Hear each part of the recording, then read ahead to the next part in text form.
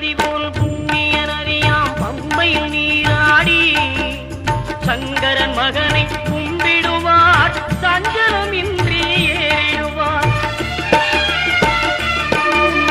நீலிமலை ஏற்றம் சிவபாலனும் ஏற்றிடுவார். காலமெல்லாம் நமக்கே அருள்காவலனாயிருப்பார். தேகபலம் தா பாதபலம் தா தேகபலம் தா பாதபலம் தா தேகபலம் தா